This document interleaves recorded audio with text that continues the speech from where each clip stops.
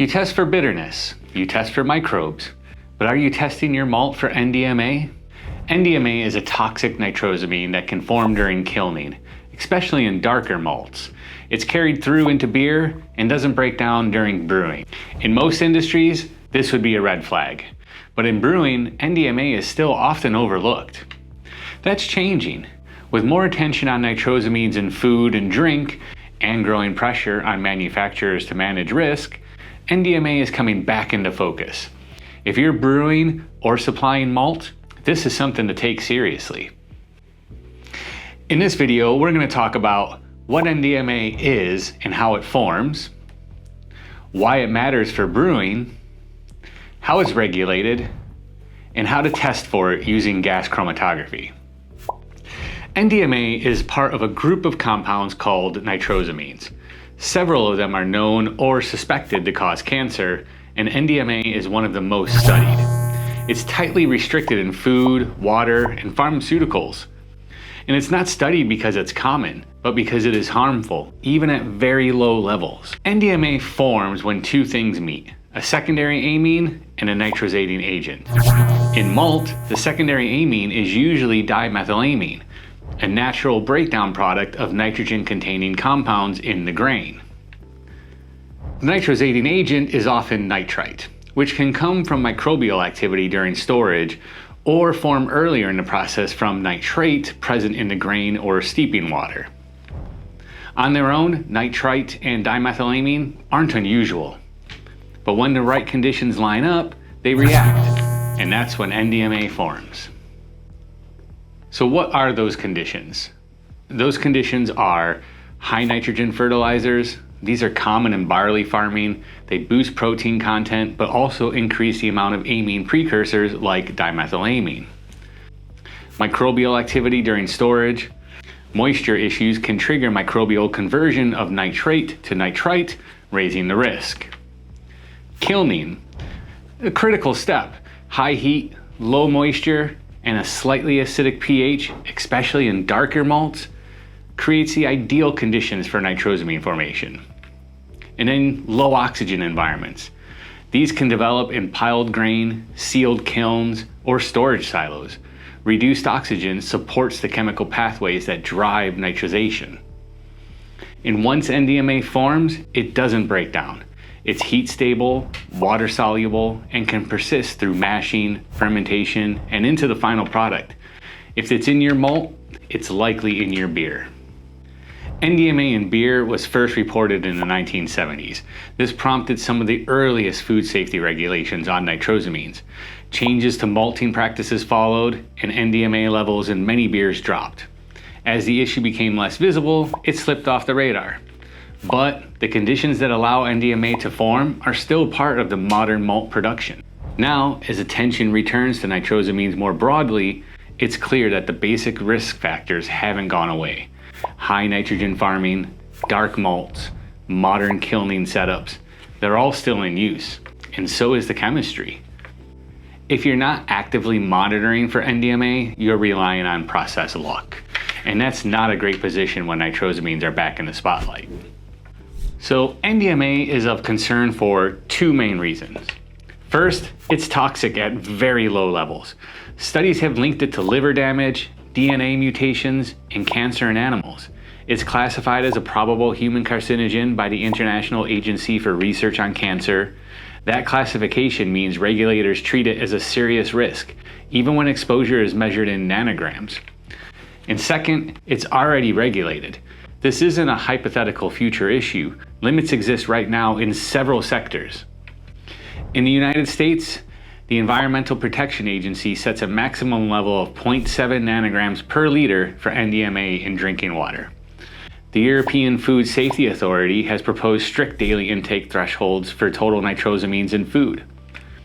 Some countries have published or are developing guidance levels for NDMA in beer and malt.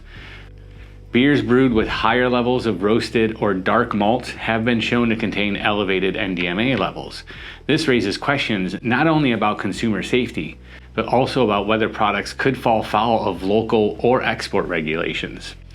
Even if your market isn't regulated yet, the pressure is increasing. Retailers, importers, and contract clients are already starting to ask tougher questions about trace contaminants. And once the expectation for NDMA testing is established in one part of the supply chain, it spreads quickly. If you're finding this useful, give it a like or share it with someone in your team. And if you're already thinking about nitrosamine risk in your process, we'd be interested to know how you're approaching it. Let us know in the comments below.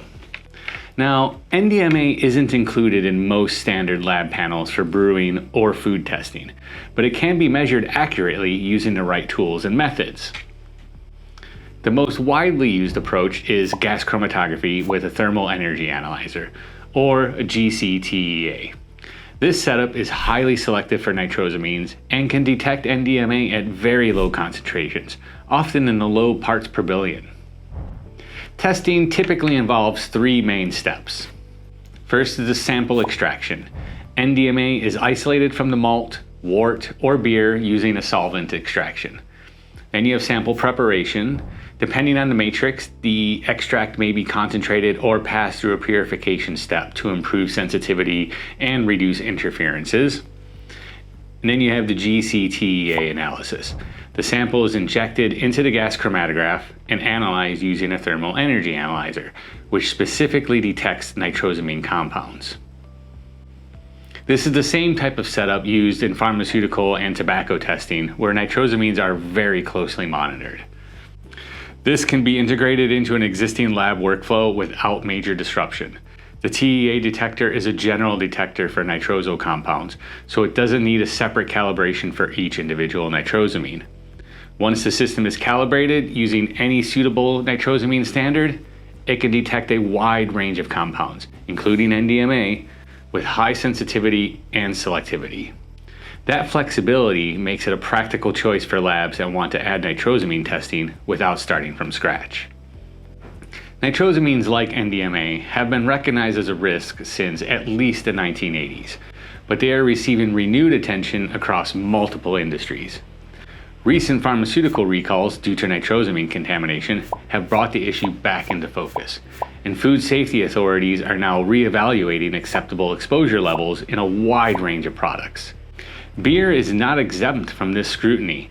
Like other consumables, it is increasingly subject to detailed risk assessment or trace contaminants. As regulatory bodies update their guidance on nitrosamines in food and drink, NDMA is likely to be included in that shift. For malt suppliers, this means revisiting process controls, particularly during kilning, where the conditions for NDMA formation are most likely to occur. For brewers, it means taking a closer look at where your malt is coming from, how it has been processed, and whether there is any testing in place for nitrosamines. The tools to measure NDMA already exist. The question is whether they are being used before regulation demands it. Acting now allows you to make informed decisions, identify risks early, and avoid being caught out later by changing compliance requirements. Preparation means understanding where you are in your process, and having the data shows you're managing them properly. This is as much about quality as it is about compliance. If you want to test for NDMA in malt, wort, or finished beer, gas chromatography is the standard method. The Ellutia 200 series GC is one system used for this kind of analysis, especially when paired with a TEA detector and a validated method. We'll be covering more on nitrosamines, beer quality testing, and how gas chromatography can be used in brewing and malt analysis. If you've got questions, drop them in the comments or get in touch. If you found this useful, give it a like and subscribe. We're curious. What do you think is still being overlooked in brewing quality control? Let us know in the comments below. Thanks for watching.